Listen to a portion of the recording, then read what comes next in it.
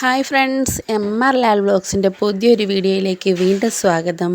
ഇന്ന് ഞാൻ തികച്ചും വ്യത്യസ്തമായ ഒരു വീഡിയോയുമായിട്ടാണ് എത്തിയിരിക്കുന്നത്. നമുക്കൊരു ബ്ലൗസിൻ്റെ ഡെക്കറേഷൻ കാണാം. ഇങ്ങനെ ഈ ബാക്ക് കഴുത്തിലും അതേപോലെ നമ്മുടെ ഫ്രണ്ടിലെ നമ്മുടെ സാരി ഉടുക്കാത്ത ഭാഗം, അതായത് ആ വലത് സൈഡിലെ കഴുത്തിലും ഒരു ഡെക്കറേഷനോ, അതുപോലെ കൈയിൻ്റെ രണ്ടിൻ്റെയും സൈഡിൽ ഒരു ഡെക്കറേഷൻ ചെയ്യുന്നതാണ്. ഇതൊക്കെ എല്ലാവർക്കും അറിയാവുന്ന കാര്യങ്ങളൊക്കെ തന്നെ. എന്നാലും ഞാൻ ചെയ്തപ്പോൾ ജസ്റ്റ് നിങ്ങളിലേക്കും അതൊന്ന് എത്തിക്കാമെന്ന് വിചാരിച്ച്, നമുക്കൊരു കണ്ടൻറ്റും ആകുമല്ലോ. അതിന് വേണ്ടിയിട്ടാണ് ഈ സാധനമാണ് എടുത്തേക്കുന്നത്. ഇതിൻ്റെ പേരൊന്നും കറക്റ്റായിട്ട് പറഞ്ഞു തരാൻ എനിക്കറിയത്തില്ല കുട്ടികളെ. ഇത് നമ്മുടെ കടയിൽ തന്നെ വിൽക്കാനുള്ളതാണ്. നമ്മളിത് പുറത്തുനിന്ന് വാങ്ങുമ്പോൾ മീറ്ററിന് 60 രൂപയായിരുന്നു. നമ്മുടെ കടയിൽ ഇന്ന് 40 രൂപയാണ് മീറ്ററിന് കേട്ടോ. അങ്ങനെ അതെടുത്തിട്ടുണ്ട്. ഇതിനായിട്ട് നമുക്ക് ഏതാണ്ട് 1.5 മീറ്ററാണ് വേണ്ടത്. 1.5 മീറ്റർ എടുത്താൽ അത് കുറച്ചധികം ആകും. എന്നാൽ 1.25 മീറ്റർ എടുത്താൽ അത് തികയത്തില്ല. ആ ഒരവസ്ഥയാണ്. ഇപ്പം നമ്മൾ 1.5 മീറ്റർ എടുത്തിട്ടുണ്ട്. അതെടുത്തിട്ട് പിന്നെ നമുക്കതിനെ ആവശ്യമായിട്ടുള്ള നൂലൊക്കെ എടുത്തിട്ട് വരാം. റോസ് നൂല്, ഈ മജന്ത ബ്ലൗസായിരുന്നു. അന്നേരം എൻ്റെ കയ്യിൽ ഇപ്പം ദാണ്ട റോസ് നൂലേ ഉള്ളായിരുന്നു. റോസ് നൂലും സൂചിയും ഒക്കെ എടുത്തിട്ടുണ്ട്. പിന്നെ നമുക്ക് അതിങ്ങനെ വയ്ക്കാനായിട്ട് സെറ്റ് ചെയ്യാനായിട്ട് ഒരുങ്ങിയപ്പോഴാണ് ഈ ബ്ലൗസിൻ്റെ അറ്റത്തൊക്കെ തയ്ച്ചതിൻ്റെ ഈ പട്ടിൻ്റെ ബ്ലൗസല്ലേ, അപ്പോൾ അതിൻ്റെ ആ നൂലുകളൊക്കെ ഇങ്ങനെ എക്സ്ട്രാ വെളിയിലോട്ടൊക്കെ നിൽക്കുന്നത്. അപ്പം നമുക്ക് ഈ മുത്ത് വെച്ച് കഴിയുമ്പോൾ അതൊരു അഭംഗിയായിട്ട് തോന്നുമെന്ന് വിചാരിച്ചിട്ട് അതൊന്ന് വെട്ടിമാറ്റുക. നിങ്ങൾ ചെയ്യുമ്പോഴും അങ്ങനെയൊക്കെ ഉണ്ടെങ്കിൽ ഒന്ന് ക്ലീൻ ചെയ്തിട്ട് തന്നെ ചെയ്യാൻ ശ്രമിക്കണം. അല്ലെങ്കിൽ നമ്മുടെ ആ മുത്തിൻ്റെ ഭംഗി അത്രയ്ക്ക് അങ്ങോട്ട് വരത്തില്ല. പിന്നെ നമുക്കിതൊന്ന് പിടിപ്പിച്ച് കൊടുക്കാം. അതിനകത്ത് നമ്മൾ ഇങ്ങനെ നേരെ വെച്ച് ആ കട്ടിയുള്ള തുണി പോലെ ഇരിക്കുന്ന ഭാഗം ഉണ്ടല്ലോ, അതകത്ത് വെച്ചിട്ട് മുത്തിന് മാത്രം വെളിയിൽ കാണത്തക്ക രീതിയിൽ ഇങ്ങനെ ആദ്യം ഒന്ന് കോർത്ത് തയ്ച്ചെടുക്കുമല്ലോ. നമ്മളിങ്ങനെ എന്താ അതിന് പറയുക, ഇങ്ങനെ ചുറ്റി കെട്ടി കോർത്ത് തയ്ച്ചെടുക്കണം. എന്നാൽ മാത്രമേ ആ മുത്ത് അവിടെ ഉറച്ച് നിൽക്കത്തുള്ളൂ. ഇപ്പോൾ നിങ്ങൾ കാണും, ഞാനത് തയ്ക്കാൻ തുടങ്ങിയപ്പോൾ ഒരു മുത്ത് പൊഴിഞ്ഞു പോയിട്ടുണ്ടായിരുന്നു. അല്ലെങ്കിൽ അങ്ങനെ ആ മുത്തുകൾ പൊഴിഞ്ഞു പോകാൻ ചാൻസ് ഉണ്ട്.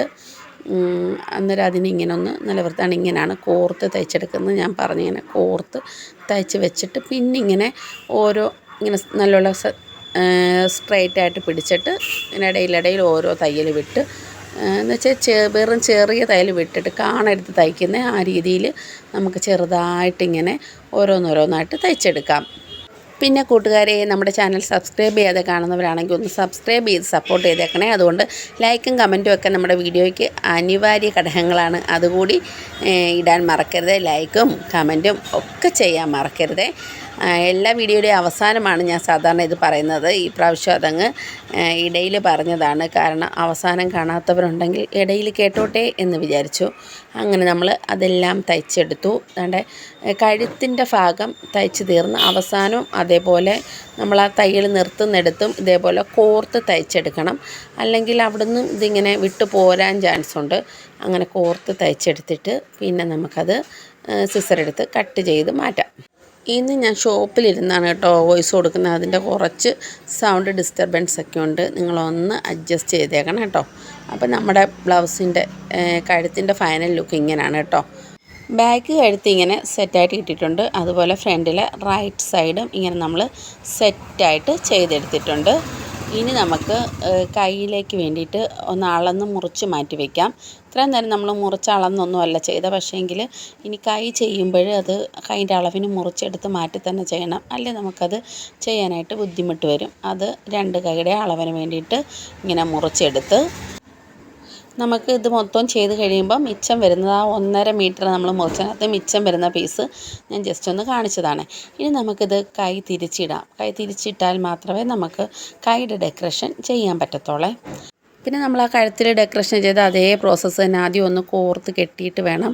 പിന്നെ അത് സ്ട്രെയിറ്റിന് വെച്ച് തന്നെ ഇങ്ങനെ മുത്തിൻ്റെ ഭാഗം മാത്രം വെളിയിൽ കാണത്തക്ക രീതിയിൽ കോർത്ത് വെച്ച് തന്നെ കെട്ടണം.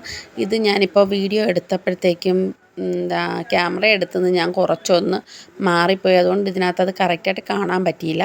ലാസ്റ്റ് ആ കൈയുടെ ഡെക്കറേഷൻ കഴിഞ്ഞിട്ട് ഇങ്ങനെ കോർത്ത് കെട്ടി ഇങ്ങനെ വെക്കണം.